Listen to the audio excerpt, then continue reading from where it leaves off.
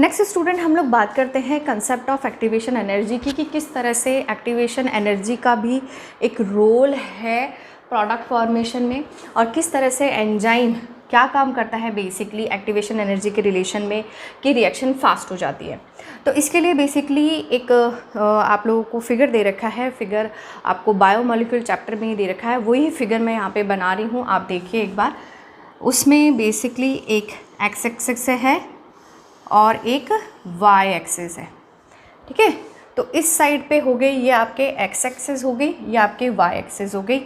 X axis पे हम लोगों ने लिया है progression of reaction, so that's the progress of reaction, और वाई एक्सिस पे मैं प्लॉट कर रही हूँ potential energy. There are different forms of energy like kinetic energy, potential energy, mechanical energy, electrical energy।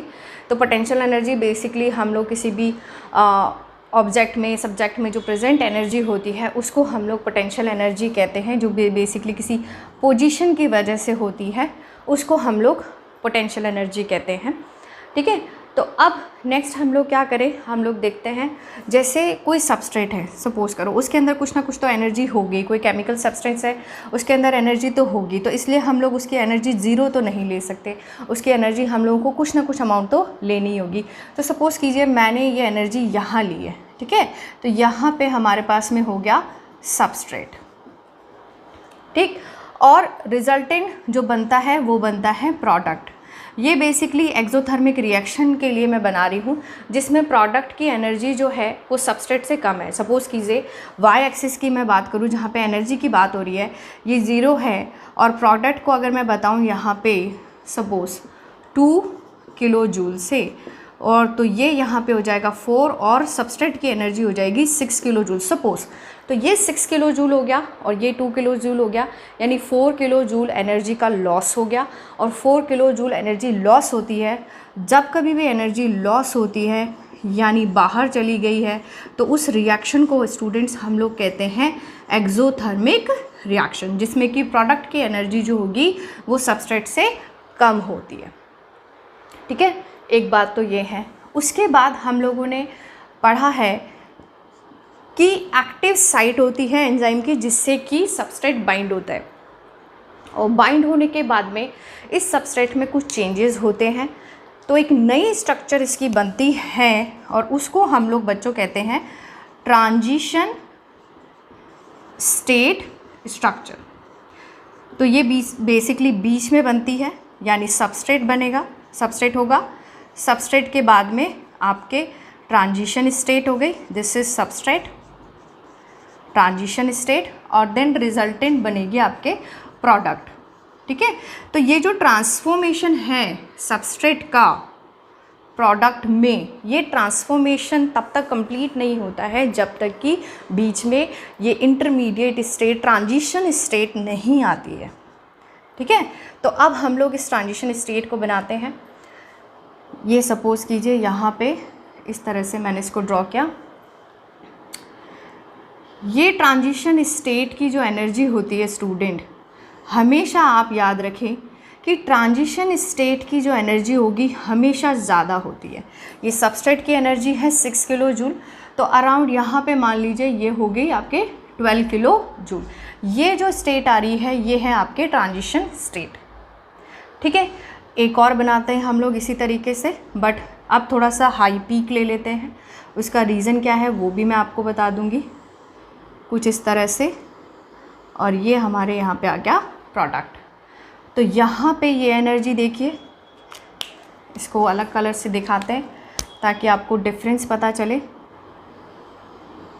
ये ठीक है। तो ये हो गया अमाउंट ऑफ एनर्जी। अगर सपोज़ करो यहाँ पे हमारे पास में 12 किलो जूल है, तो जाहिर सी बात है कि इस स्टेट पे हमारे पास में एनर्जी का जो अमाउंट होगा, जो कंटेंट ऑफ एनर्जी होगा वो ज़्यादा ही होगा, 12 से तो ज़्यादा ही होगा, 15 ही होगा। ये जो एनर्जी डिफरेंस आता है बेसिकली सबस्ट्रेट, ठीक है। और ये जो है यहाँ पे ये जो पीक बन रही है स्टूडेंट, इस पीक को हम लोग कहते हैं ट्रांजिशन स्टेट स्ट्रक्चर, ठीक है। तो सबस्ट्रेट और ट्रांजिशन स्टेट स्ट्रक्चर के एनर्जी का जो डिफरेंस होता है उसे ही स्टूडेंट हम लोग कहते हैं एक्टिवेशन एनर्जी। Activation energy. तो सपोज करो कि ये एक्टिवेशन एनर्जी है यहाँ पे A और ये एक्टिवेशन एनर्जी है यहाँ से लेके यहाँ पे B। सो आपको अच्छे से दिखाई दे रहा है कि B is greater than A, यानी कुछ ना कुछ चीज़ तो है, कुछ ना कुछ तो डिफरेंस है इन दोनों के बीच में। ऐसा क्या है? So this activation energy is basically in presence of enzyme. ठीक है। और ये जो B है, this activation energy is basically in absence of enzyme।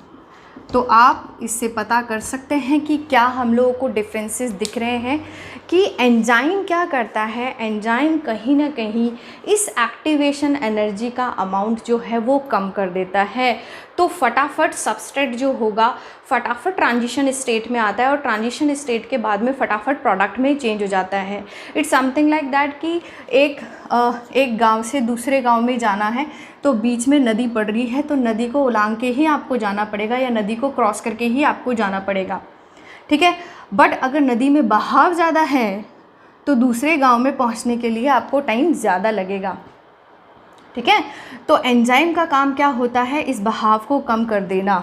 हम लोग इस तरह से थोड़ा थोड़ा समझ सकते हैं, मतलब इस कंसेप्ट को इजी बना सकते हैं कि किस तरह से हम लोग इसको समझें। एक तो होता है कि 4 स्टेप्स चढ़ के फिर आपको नीचे उतरना है और एक होता है कि उससे जस्ट डबल यानी 16 स्टेप चढ़ के फिर आपको नीचे उतरना है। तो टाइम तो ज़्यादा ही लगेगा ना जब आपको ज़्यादा स्टेप्स चढ़नी है। तो सिमिलर चीज़ है यहाँ, सबस्ट्रेट को इस ट्रांजिशन स्टेट में आने के लिए ज़्यादा एनर्जी की ज़रूरत है। सपोज़ करो ये 12 है तो मैं इसको यहाँ लिख देती हूँ 15। तो इसको यहाँ पे 15 किलो जूल एनर्जी चाहिए यहाँ तक। और फिर अगर हम लोग एंजाइम की प्रेजेंस की बात करते हैं तो एंजाइम की प्रेजेंस में तो सिर्फ 12 ही चाहिए। तो एनर्जी अमाउंट क्या हो गया? रिक्वायरमेंट क्या हो गई? कम हो गई। तो एंजाइम का काम है बेसिकली एक्टिवेशन एनर्जी को कम करना। एक्टिवेशन एनर्जी कम हो जाएगी एंड देन रिजल्टेंट जो रेट होगी रिएक्शन की और जो प्रोडक्ट बनेगा that product will form fast. ठीक है। So that's a mainly role of enzyme, activation energy को कम करता है। ठीक है। आई थिंक आप लोगों को ये चीज़ समझ में आ गई होगी। इसी से रिलेटेड आप लोगों के NCERT में एक डेफिनेशन भी आप लोगों को दे रखी है कि how will you define activation energy. So activation energy is basically difference of average energy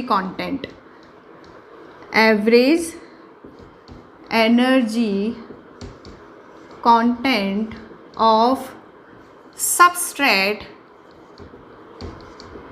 from its transition state। ठीक है।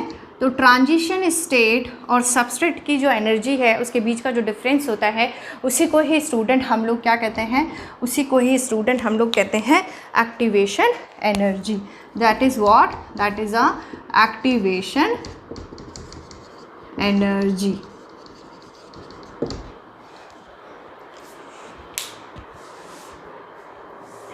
ठीक है। So this is the concept of activation energy, biomolecule chapter.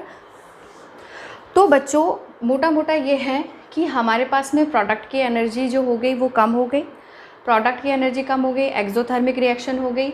Substrate की एनर्जी ज़्यादा है और substrate को transition state से होकर गुजरना है जिसकी एनर्जी और भी ज़्यादा है। तो स्टूडेंट एज आप लोग देख सकते हैं कि यहाँ पे प्रोडक्ट की एनर्जी कम है, यानी एनर्जी जिसकी कम होती है, कोई भी ऑब्जेक्ट नेचर में जिसकी एनर्जी कम होगी वो उतना ही ज़्यादा स्टेबल होता है, स्टेबिलिटी उसकी उतनी ही ज़्यादा होती है, जिसका कंसेप्ट है low energy more stability. Substrate की एनर्जी थोड़ी सी कंपैरेटिवली ज़्यादा है। जब प्रोडक्ट फॉर्म हो रहा है तो बीच में ट्रांजिशन स्टेट आ रही है जिसकी एनर्जी ज़्यादा है।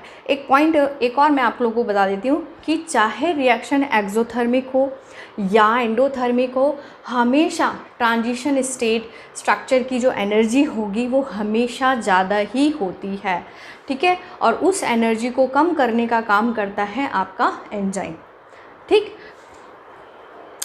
नेक्स्ट जो बच्चों हम लोग बात करेंगे हमारे नेक्स्ट वीडियो में, फैक्टर्स अफेक्टिंग एंजाइमेटिक एक्टिविटी, जो मैंने आप लोगों को बताया था कि टेम्परेचर और पीएच का इफेक्ट पड़ता है। ऑप्टिमम टेम्परेचर और ऑप्टिमम पीएच पे ही एंजाइम काम करते हैं। अगर हम लोगों ने टेम्परेचर कम कर दिया, अगर टेम्परेचर कम हो जाता है तो एंजाइम जो होते हैं वो इनएक्टिव हो जाते हैं, ठीक है। और अगर हम लोग टेम्परेचर ज़्यादा कर देते हैं तो एंजाइम डीनेचर्ड हो जाते हैं, ख़त्म हो जाते हैं, उनकी कैटालाइटिक पावर जो होती है वो ख़त्म हो जाती है। आप लोगों को मैंने बताया ही है कि कुछ एंजाइम ऐसे होते हैं जो कि थर्मल स्टेबल कहलाते हैं, जिनको कि हम लोग थर्मोफिलिक ऑर्गेनिज्म से ऑब्टेन करते हैं, because they can survive under the high temperature, ठीक है। उसके अलावा उनकी पर्टिकुलर पीएच होती है। अगर पीएच भी थोड़ी सी आपको पता ही है, पीएच क्या होती है, हाइड्रोजन आयंस की बेसिकली कॉन्सेंट्रेशन का मेज़रमेंट होता है। हाइड्रोजन आयन की कॉन्सेंट्रेशन अगर ज़्यादा होती है तो पीएच कम हो जाती है, हाइड्रोजन आयन की कॉन्सेंट्रेशन अगर कम होती है तो पीएच ज़्यादा होगी, ठीक है। यह आपको समझ में आना चाहिए। पीएच अगर आपको याद हो तो लेस देन अगर 7 की हम लोग बात करते हैं तो एसिडिक पीएच होती है, मोर देन 7 की बात करते हैं तो बेसिक होती है, और पीएच जब 0 होती है तो वो बेसिकली न्यूट्रल होता है, ठीक है। तो कुछ एंजाइम ऐसे होते हैं जो एसिडिक पीएच पे काम करते हैं, कुछ बेसिक पीएच पे काम करते हैं, बट पीएच ऑप्टिमम होनी चाहिए, फिक्स होनी चाहिए, ठीक। नेक्स्ट हम लोग इसके अंदर बात करेंगे कॉन्सेंट्रेशन ऑफ सबस्ट्रेट की, जिसके लिए मैं अलग से वीडियो बनाऊंगी, और देन हम लोग बात करेंगे classification and nomenclature of enzyme की। Then we will finish this enzyme topic.